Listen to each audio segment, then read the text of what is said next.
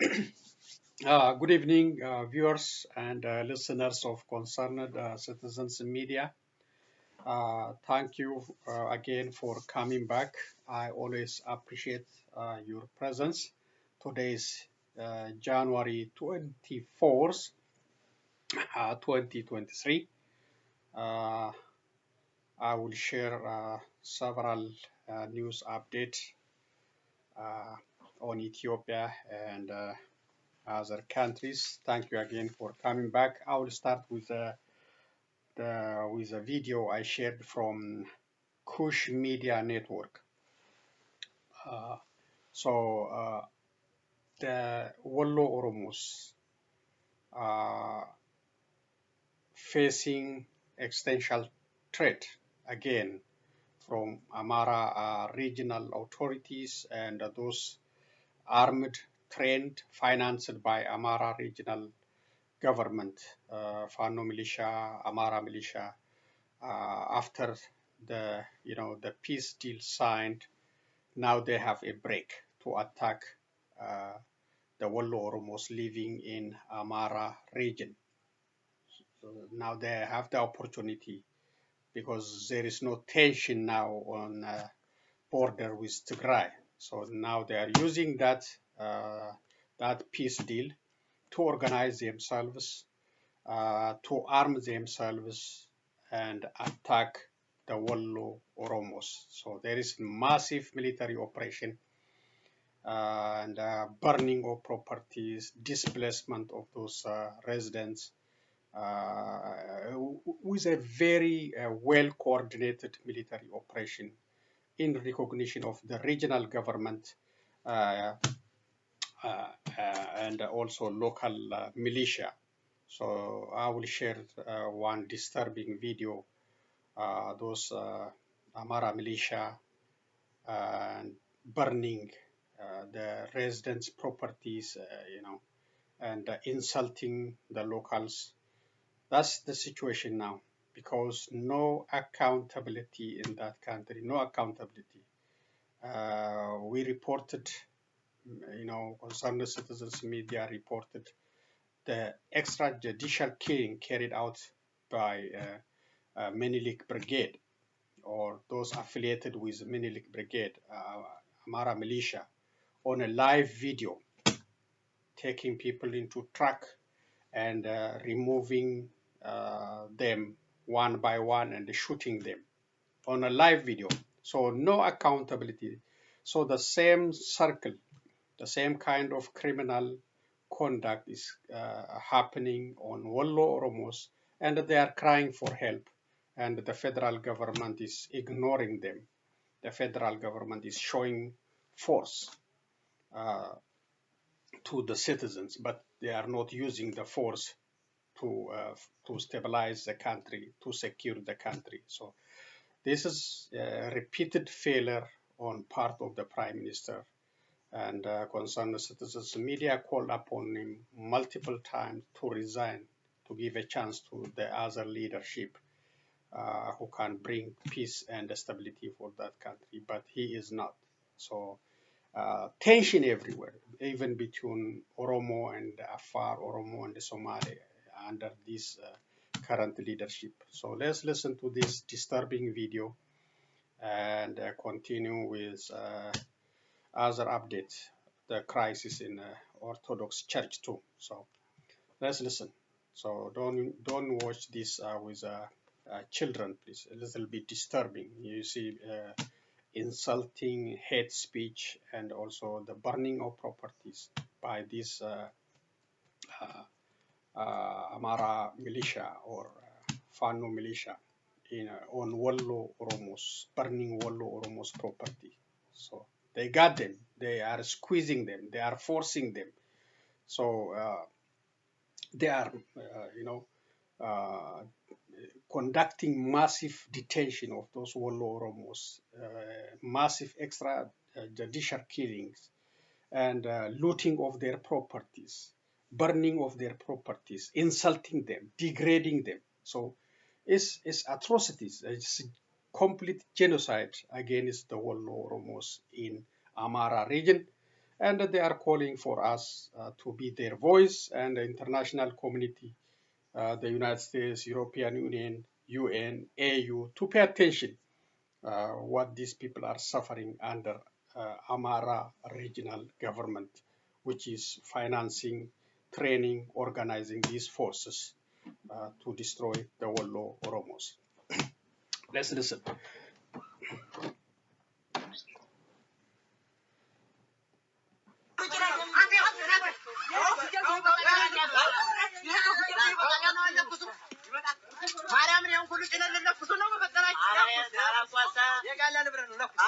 So what they're saying is insulting them.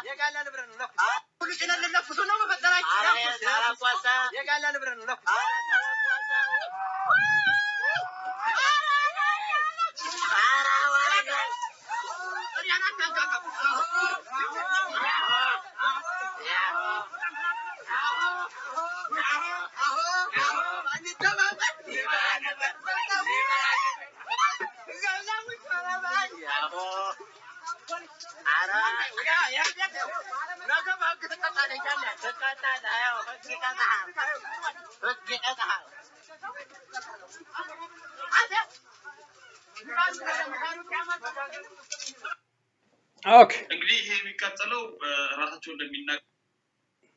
Searching for a new Honda? Well, good news. The search is over. Check out this month's offers on new models.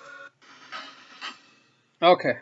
So this is what the Prime Minister is, doing when the country is facing multiple crises in that country. And you see the massive burning of Wollo Oromos property, and the insult, the degrading, the words they use, the hate speech. They call them, just burn it, burn it. Don't worry, this is Gala property. This is the word that has been used for many years by these criminals, and the federal government failed not only Wollo Oromos but other Oromos everywhere, not be able to protect them, to safeguard them from these criminals. The problem is no accountability in Ethiopia. No accountability. Anybody can kill, can burn any property, can do any criminal conduct and go for free. That's the issue under Prime Minister Abiy Ahmed. And this is very tragic. And now they are, coming back and carrying out the same criminal conduct, because they have, as I said, they have a break from the war now because of the peace deal. Now they have the opportunity to rearm, to regroup, to get finance and destroy Wollo Oromo's life. So be the voice, share with the authorities if you are in the United States or European countries, and share the issue, share the awareness, and fight for accountability to end this genocide against Wollo Oromos. So the next video is, as I said, Prime Minister Abiy Ahmed, the Prosperity Party, they're supposed to keep the peace, safety of citizens, and the well-being of the people, and giving them employment, controlling inflation. But what they do, invest in the military hardware, buying military weapons, and showing off to the public, scare the people. And if you dare to challenge Prosperity Party, this is the military might you might face. So they are showing off, but they are not protecting citizens. They are not safeguarding the citizens. They are not carrying out their responsibility. The number one responsibility of the government is to protect the safety of the people. And the Wollos are burning, Oromia in general burning, but Prime Minister Abiy Ahmed is showing of his military might to the people to scare. Let's watch this video and continue with Orthodox split or Orthodox coup update. Thank you again. Let's listen.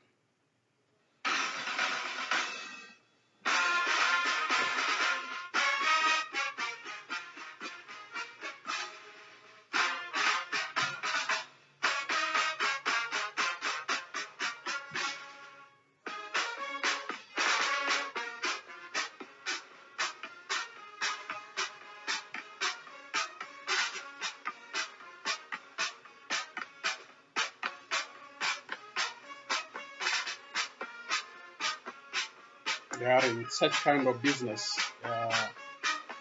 investing the limited country's resources on military hardware, and the showing off is they are boasting now.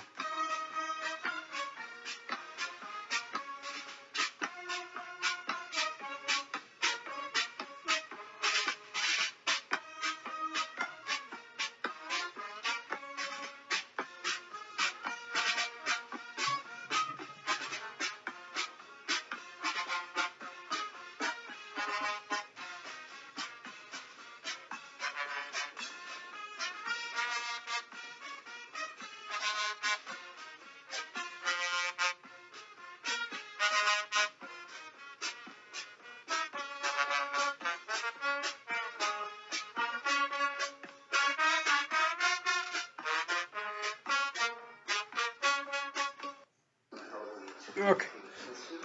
We have continued and Okay, I'll come back to the other videos I choose for today's update later on. So that's the business of Abiy Ahmed, engaging,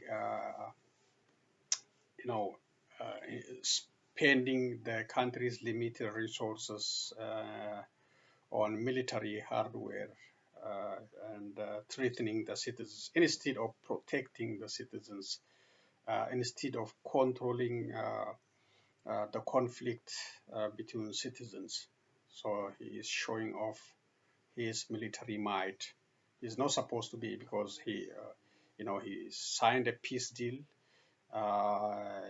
with Tigray region. It should be, done secretly if it's necessary, and not like he's preparing for another war, spending the country's limited resources instead of investing in the country's economy, controlling inflation, controlling the bloodshed happening in Wollo and Oromia region, plus the countries facing another crisis, the crisis in our Orthodox Church. So instead of dealing with all this serious matter, he is building the military. For what reason, we don't know. Maybe, I don't know. We don't have any serious battle with foreign countries. I don't know why he's showing all these tanks and planes and other military hardwares. So he's in such kind of business. And let's continue with other news updates. So as I reported before, there is a crisis in Ethiopian Orthodox Church. Also, it's like a coup, or it's a split in Orthodox Church by those demanding equal opportunity in the leadership, or preaching or getting the opportunity to preach the beliefs, the Orthodox beliefs in their own language, especially in Afan Oromo, and getting the senior leadership. So these 26 bishops I reported last time established their own diocese or synodos, and now they are, according to different news outlets, they briefed their followers and why they did this split, and why they announced this the appointment of the 26 bishops. So they're already openly separated from uh, the Ethiopian Orthodox Church, establishing Oromia regional diocese. According to different news outlets, these individuals, the new bishops, are protected, safeguarded in hotels. In hotels. So that's the update, and let's continue what Addis Standard saying about this split. Let me read quickly. And the establishment, Orthodox Church leadership led by Abuna Matthias announced several tough measures on these individuals, and also called on the government. Let me read. Shock controversy rocked Ethiopian Orthodox Church after popes suspended for involving illegal appointment threatened to split. Shock and controversy rocked the Ethiopian Orthodox Tewahedo Church, EOTC, the second oldest institution in Ethiopia, next to the state, after what is widely condemned as illegal appointment on Sunday morning of 26 bishops in Harro Bile World Church located in Wollo town, Sodo Dache district, southwest Shoa zone of Oromia.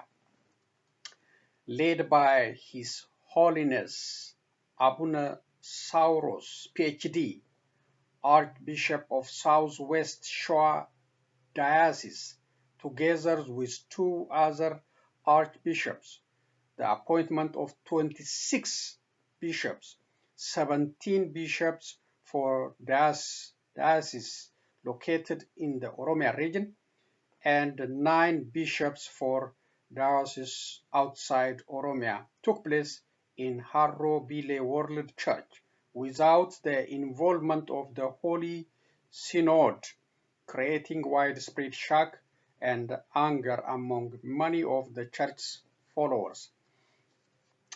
His Holiness Abuna Matthias I, Patriarch of the Ethiopian Orthodox Tewahedo Church, was the first to issue an emergency meeting on the same Sunday, calling the appointment of the bishops an illegal act done without the approval of the Holy Synod, and said that a great event that has targeted the church has taken place unexpectedly, without the knowledge of the Synod and without discussion.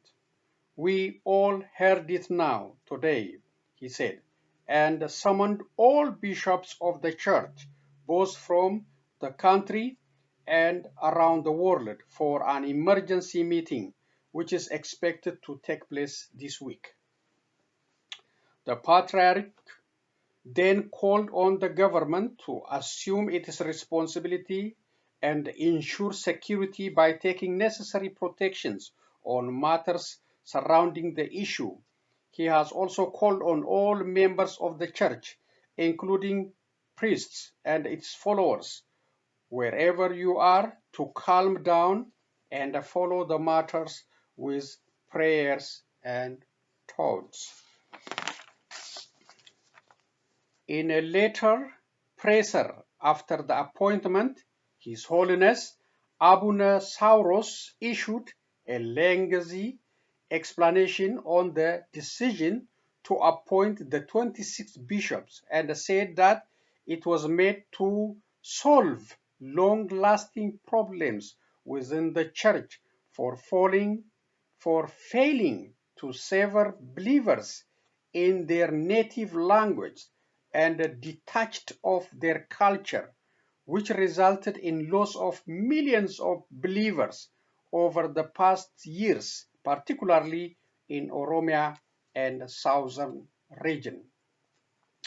The Archbishop accused the Holy Synod that is currently in office for comprising 85% of its members from only one group and for failing to reflect the church's diversity.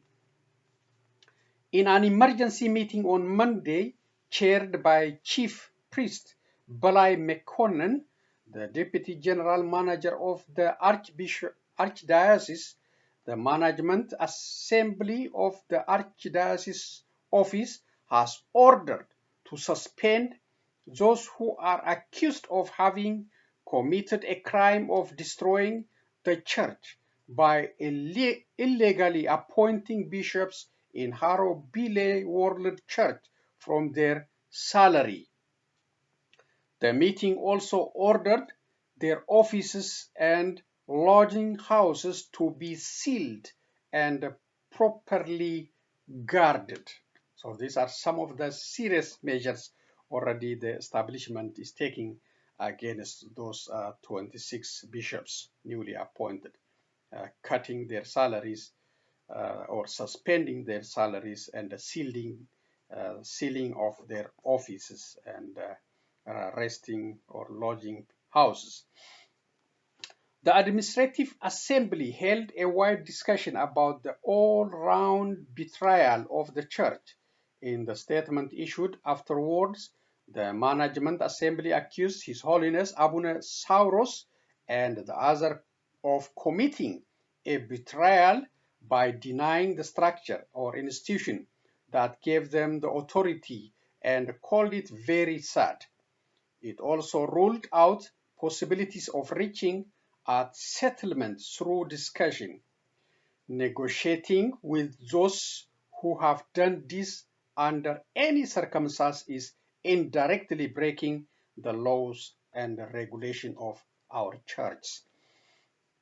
But those who are behind the decision to appoint the bishops are undeterred and are threatened to split from the church if the Holy Synod failed to recognize the appointment. Merid Tullu, one of the members of the committee set up to find solution to the problems of the church in Oromia, told Addis Standard that the appointment process was carried out in accordance with the church's rules and regulations. He said, adding that this was done in response to long-standing demands of the followers of the religion.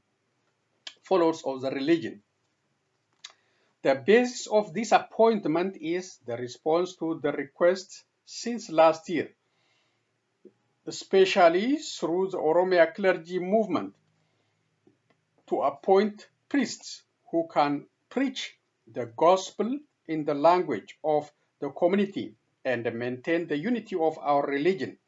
That was thrown away with contempt, Merid said.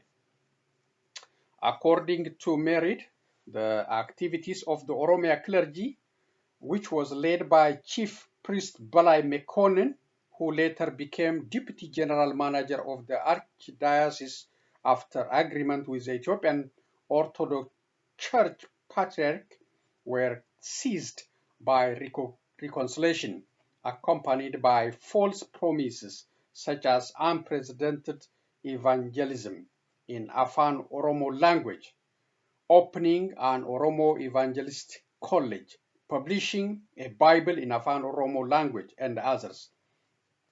The requests have been submitted in a letter to the higher administration of the church, but have not received an answer.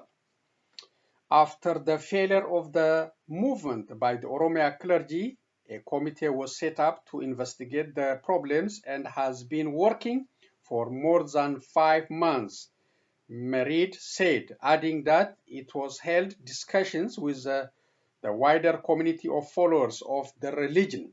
He added that the committee facilitated the recent appointment of bishops as the questions raised by the wider community need to be answered. The appointment has been done according to the rules and the regulations of the religion, which allows 2 or 3 popes to come together and appoint bishops. Mary Tullu said, "This is not an appointment of a new patriarch, and there was no violation of dogma and canon of the religion. We believe in the unity of the church, but requests should be answered, and the condemnation from the archdiocese has financial motives rather than keeping the unity of the church, as most of the church's income generated from Oromia region." Merid stated that the higher administration of the church must approve Sunday's appointment of the 26 bishops and proceed to negotiations if the matter is to be settled peacefully, threatening that if they choose condemnation and forbidding, it goes to establish a separate synod and appointing one's own patriarch. So that is a warning from those 26 bishops to the establishment. You need to negotiate with us. You need to settle with the issue with us. We have grievances. We have reason for doing this. So condemnation and trashing will not help. So if you continue trashing, we will have our own patriarch. That's a threat, a warning to the establishment. So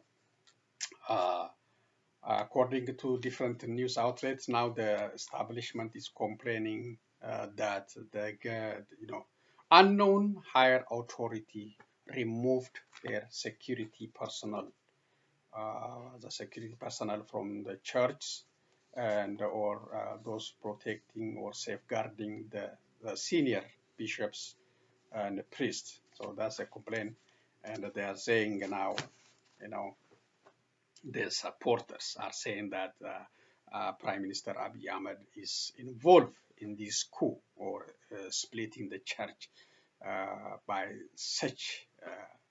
the following indication, like protecting the newly appointed bishops in hotels with a security guard and taking away the safety personnel from the establishment. So they are blaming Prime Minister Abiy Ahmed and the Prosperity Party office for this split, for this crisis, ongoing crisis. Okay, that's a little bit update on the crisis on the Orthodox Church of Ethiopia. This one, this is also from Addis Standard. Fire destroyed Lemi Kura District Administration modern building days before inauguration. Fire destroyed Lemi Kura District Administration building days before its inauguration. The building was under preparation for its inauguration this morning on Saturday. Okay. The administration's building, which the Addis Ababa City Mayor's office said was built with high technology and resources aimed at modernizing the district services, was destroyed by last Friday fire along with its infrastructure.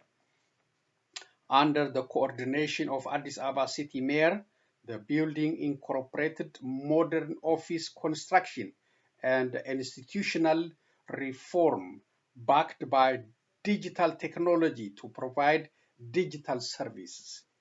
The building's modern infrastructure was diligently built with the participation of digital technology institutions, including Ethio Telecom, Artificial Intelligence, and Information Network Security Institution, the mayor's office further said. The reason and cause of the accident is being investigated by the police and will be made public once the investigation is over, the office added, and called upon members of the community to assist investigators by providing information. So it's unfortunate. I have seen the picture of this modern building. Too much money spent on it, and it's burned down just before its inauguration. uh, this is about Democratic Republic of Congo, reported by BBC. So people are fleeing the conflict, the attacks carried out by M23 rebels. Fighting erupts in Eastern Democratic Republic of Congo despite truce. Fresh fighting has erupted in Eastern Democratic Republic of Congo despite an agreement between the government and the rebel groups to end hostilities. The fighting between the army and M23 rebels on Tuesday is said to have caused many people to flee their homes, according to local reports. The fighting between the army and M23 rebels on Tuesday is said to have caused many people to flee their homes, according to local reports. There is mass displacement toward the town of Mioso, a local journalist told the BBC on Tuesday morning. The military has not commented on the latest fighting, but a spokesman for the rebels accused government forces of attacking their positions as they prepared to further withdraw, as outlined in agreement reached in Angola's capital, Luanda. Last week in Davos, President Felix Tshisekedi said the rebel group was not withdrawing but moving around and redeploying to other areas. The United Nations says more than 400,000 people have fled their homes in the conflict since last year.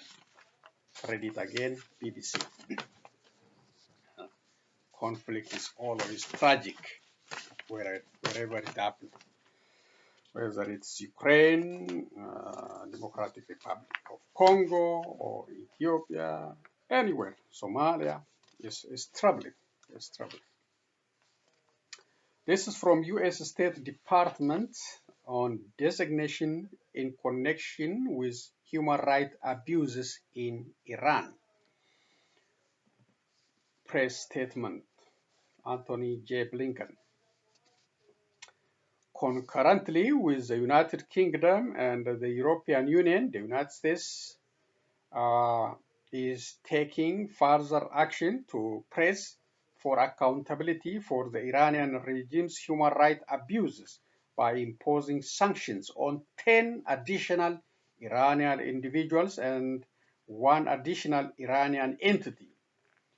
This is the 9th round of designation targeting actors responsible for the crackdown on peaceful demonstrators since the nationwide protest began in 2022.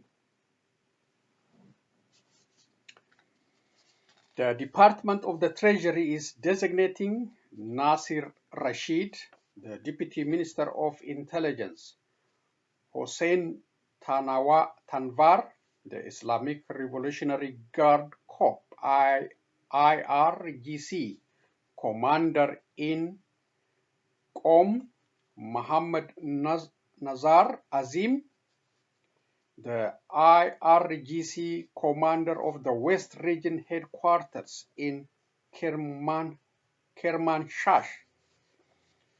Korosh Asibani, Asibani, the IRGC Deputy Commander of the West Region, and Mojtab Fada, the IRGC Commander in Isfahan Province. Azim and Asbani command IRGC units that have allegedly committed some of the worst acts by Iranian security forces since the beginning of protests in September 2022. In Javanrud, a town in Kermanshah province, IRGC troops used live ammunition, including from semi-heavy machine guns, to quell protests, killing and wounding dozens. The IRGC has shelled vehicles attempting to deliver blood bags to those wounded in local hospitals, preventing their delivery. Fada, the IRGC commander of Isfahan province and a member of its principal security council, has overseen the crackdown on regime opponents in Isfahan.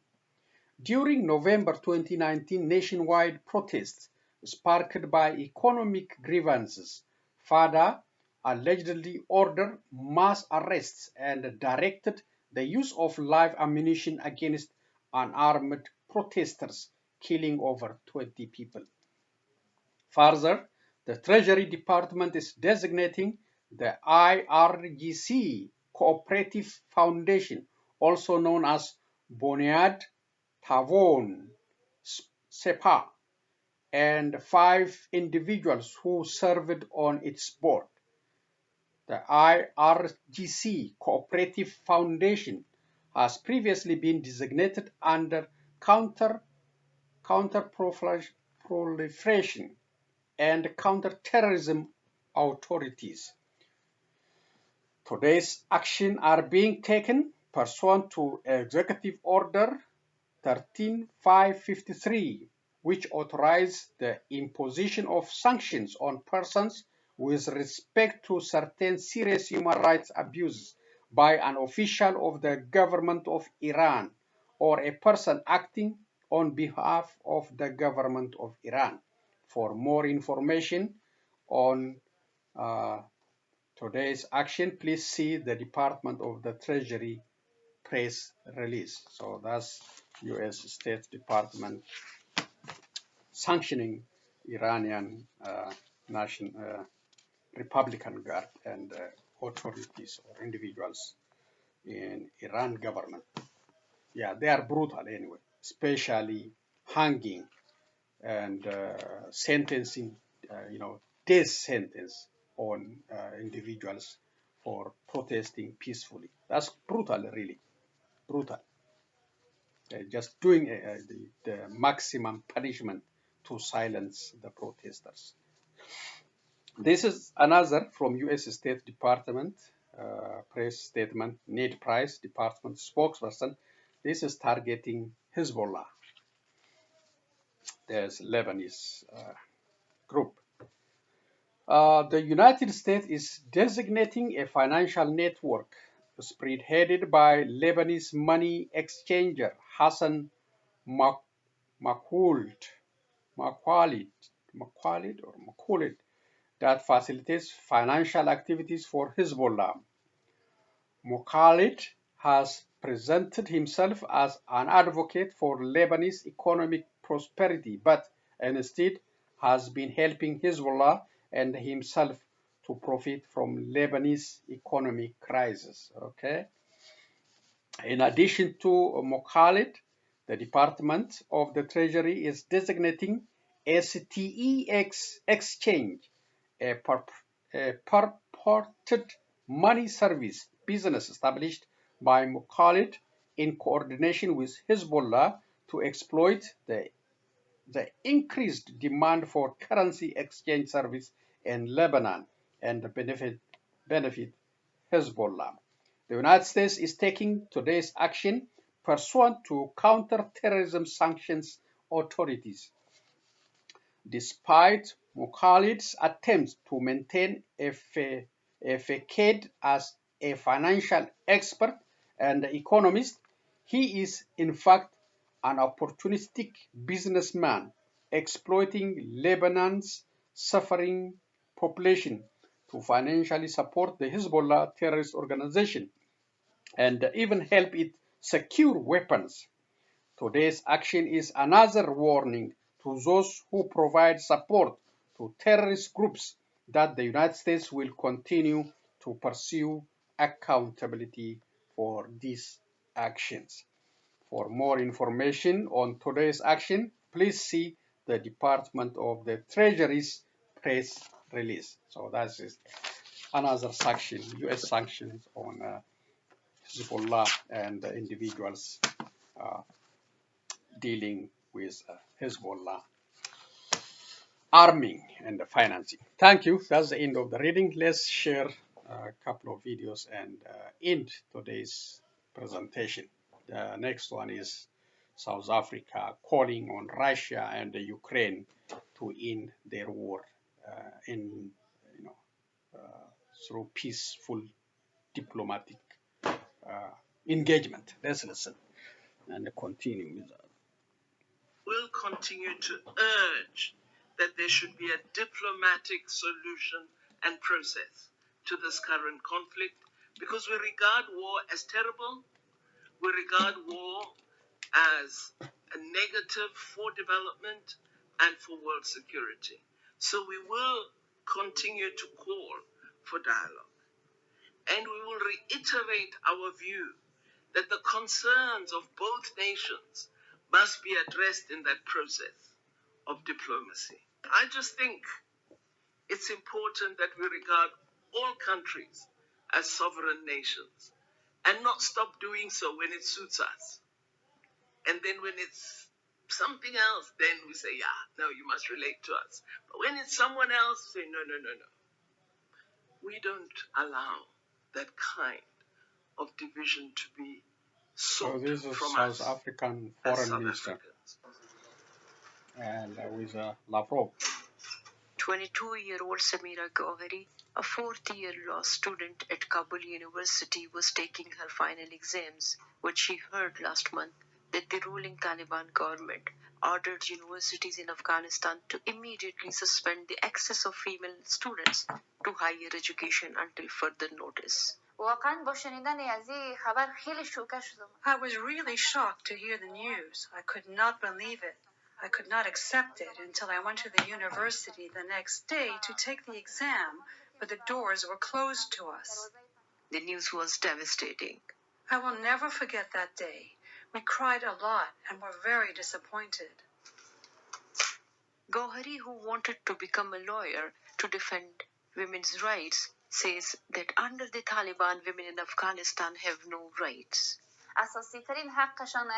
We lost our fundamental rights, rights to education, work, and individual freedom in Afghanistan, unfortunately.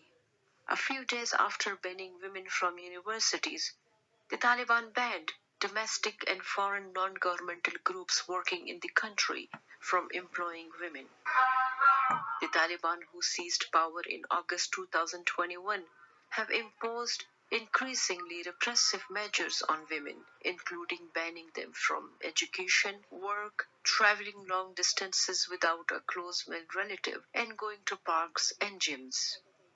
With all the restrictions, Gauhari has to stay home, but she is determined to continue her studies. I take online courses offered by some well-known institutions. Besides that, I read books that I'm interested in and could help me achieve my goals. She still hopes that one day she will finish her law degree and work as a lawyer in Afghanistan. For VOA's Afghan service, Nazrana Ghaffari Yousafzai, VOA News. I think this is the last one. Okay, yeah, this is the last one for today's selection, and it's unfortunate for Afghan girls and women they have to deal with the Taliban's rough measure, tough measure, even denying them uh, the things we are enjoying, you know, things we take for granted, going whichever university to, you know, attend, as long as you have the requirements, and working for any company you want to work, traveling anywhere you want to travel without restriction, especially in the United States. You want to go to Las Vegas, you want to go to New York, you want to go to anywhere without anybody accompanying you. Uh, and It's a tough one. It's unfortunate. It's happening to them. I hope Taliban will consider their move and change the status, or you know, the level to 21st century level. Open up a little bit. It's at least for girls' education, girls' job opportunity. You know, they can do it. They won. They chase out the Western countries from their country, and now they are going back to 19th century. It's not helping the Afghans, you know. And let me conclude. Prime Minister Abiy Ahmed and the Prosperity Party, please don't boast about having modern weapons, modern military might. Learn from the Western country engagement in Afghanistan, despite all the dollars coming, despite all the tanks, airplanes, drones, and the countries involved all over the world, they lost in 2022. They left. Taliban came back with relatively small modern weapons. So stop boasting on Ethiopians. Stop threatening Ethiopians. Please use the country's limited resource to establish peace and security, to prevent war, to prevent bloodshed, and uh, create accountability. You know, whoever commit a crime should be accounted for. If you don't do that, it will hurt the Prosperity Party too. It will come to you. Accountability is good for everyone. There must be a constitution which is respected by all Ethiopians.